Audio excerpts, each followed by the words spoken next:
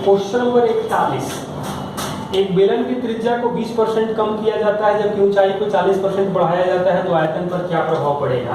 तो आयतन होता है पाई आर स्क्वायर एच। ये 20-20 दो बार कम कर रहे हैं और ये 40% बढ़ा रहे हैं, तो ये 20-20 दो बार कम किए तो 36 माइनस प्लस 40 दोनों को गुना करेंगे तो माइनस 14.4, 1440/100 आएगा। मतलब 4 माइनस 14.4 यानी 10.4% कमी हो जाएगी। क्वेश्चन नंबर 42, एक वस्तु के मूल्य में 25% कम कर दिया गया तो बिक्री X% बढ़ जाती है, आय में 20% वृद्धि होती है।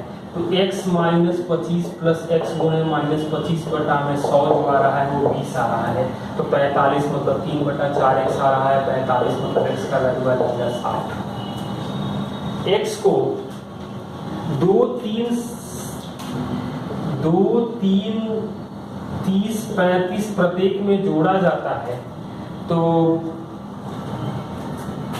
अनुपात जो है वो बराबर हो जाता है। और हमसे पूछा गया है x प्लस 7 गुणे x माइनस 2 का मध्यानुपात। तो मध्यानुपाती में इन दोनों x का मान 5 रखेंगे तो ये 3 आ जाएगा और ये 12 आएगा। तो 12 3 36 और 12 3 36 मतलब 6 आएगा। जोड़ दे 5 मतलब 7, 8, 35, 40 दिखाई दे रहा है, अनुपात समानुपाती है, तो यही आंसर हो जाएगा। क्वेश्चन नंबर 44, एक व्यक्ति अपनी वस्तुओं के मूल्य में लागत मूल्य में X% अधिक करता है और अंकित मूल्य पर 30% छूट देता है तो 5% लाभ होता है। तो CP को 100 करे 5% लाभ मतलब 105%। MRP कितना परसेंट अधिक करता है इसके बारे में हमें पूछा गया है। तो MRP 30% छूट मतलब 70।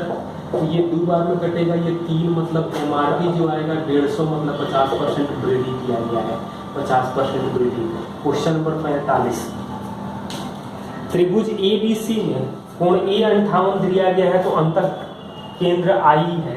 तो एंगल BIC जो होता है वो 90 प्लस 58/2, अंतः केंद्र 90 प्लस A/2 होता है। तो ये आ जाएगा 29 यानी 119 degree. Question number 46, x minus 7y बराबर माइनस 42 y अक्ष पर p अल्फा बीटा पर काटता है। y अक्ष पर, तो y अक्ष का मतलब है कि x कोऑर्डिनेट 0 तो y कोऑर्डिनेट 6 आ जाएगा और मतलब अल्फा 0 हो जाएगा, बीटा 6 हो जाएगा।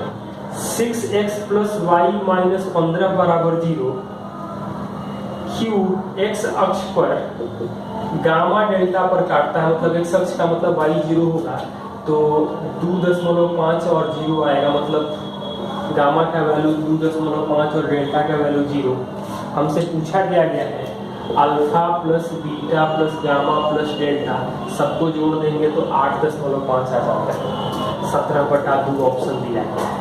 47 नंबर सवाल में दिया गया है अंडर रूट x बराबर 1 plus root 3/2 minus under root 1 minus root 3/2 और हमसे पूछा जो गया है root 2 minus x upon root 2 plus x का वैल्यू क्या होगा सबसे निकट का।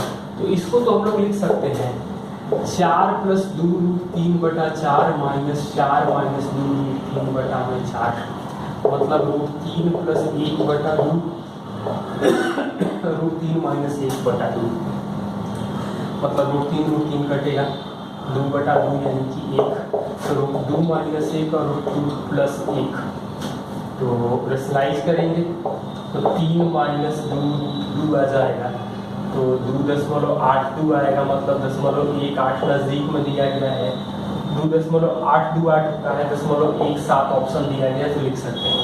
क्वेश्चन नंबर 48,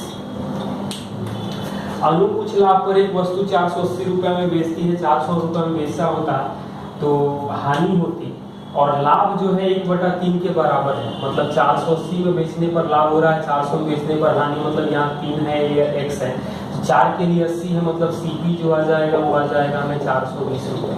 क्वेश्चन नंबर 49, ये क्वेश्चन दिया गया है cot theta plus cos theta upon cot theta minus cos theta, इसका मान क्या होगा। और ऑप्शन जो दिया गया है वो हमें दिया गया है 1 minus sec theta into tan theta. Sec theta plus tan theta, sec theta minus tan theta और 1 plus sec theta into tan theta. तो थीटा का मान हम लोग यदि 30 डिग्री रख दें, 30 थीटा का मान हम 30 रखेंगे तो √3 माइनस √3/2 और √3 प्लस और √3 माइनस √3/2, तो मतलब ये 2 तो कट जाएगा, मतलब 3√3 अब बटा में √3 का वर्गमूल कटेगा, मतलब √3 आ जाएगा। तो थीटा का मान हम लोग 30 रखेंगे तो कहाँ पे आ रहा है 30, यानी कि ये तो आ जाएगा 2/√3 माइनस 1/√3, 1/√3 आ जाएगा, ये आ जाएगा 2/√3 प्लस 1/√3 यानी √3 आ रहा है, तो ये आ जाएगा। बाकी नहीं दिख रहा है, 1 माइनस घटाएंगे तो √3 आने का, 1 प्लस √3 आने का कोई सवाल ही नहीं है, तो उसके बारे में सोचना ही बेकार है। यदि शंकु के आधार का व्यास 42 है और वक्र पृष्ठीय क्षेत्रफल 23 है, मतलब 22/7 21 गुणे L बराबर दिया गया है 2310, मतलब कटेगा ये 3 बार में 3 से कटेगा 770, तो L आ जाएगा हमें 35 है, 21 है, मतलब हाइट जो आ जाएगी वो आ जाएगी हमें 28। हमसे जो पूछा गया है वो आयतन पूछा गया है, तो 1/3 गुणे 22/7, 21 का स्क्वायर गुणे ऊंचाई 28 है, तो 7 स्क्वायर के लिए तो आता था 154 गुणे 9, मतलब 154 गुणे 3 गुणे 28, मतलब 462 गुणे 28, मतलब इकाई अंक जो आना चाहिए वो 6 आना चाहिए। इकाई अंक 6 में एक ही ऑप्शन दिया गया है 12936।